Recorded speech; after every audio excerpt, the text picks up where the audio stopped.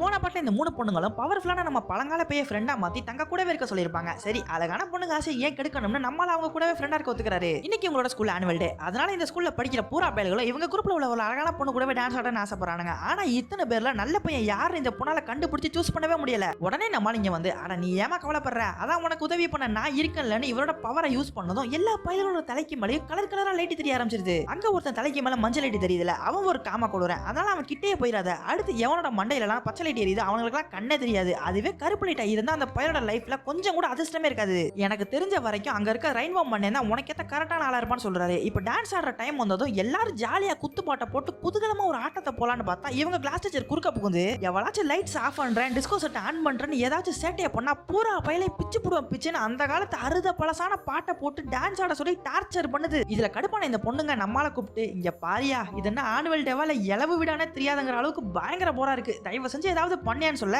Right இவ்வளவு பிரச்சனைக்கு காரணம் இந்த அம்மா தானேன்னு உடனே தன்னோட பவரை யூஸ் பண்ணி அவங்கள மறைய வச்சுறாரு. அப்புறம் என்ன அடுத்த அரை மணி நேரத்துக்கு ஆட்டம் பாட்டம்னு பயங்கரமா ஃபன் பண்றானுங்க. கடைசியில அந்த டீச்சர் மயக்கம் தெரிஞ்சு எழுந்திருச்சு வந்து திரும்பவும் ஆட்டத்தை கலைச்சு விட்டுருது. இனிமே உங்க ஊருக்கு ஆடல பாடல நிகழ்ச்சிக்கு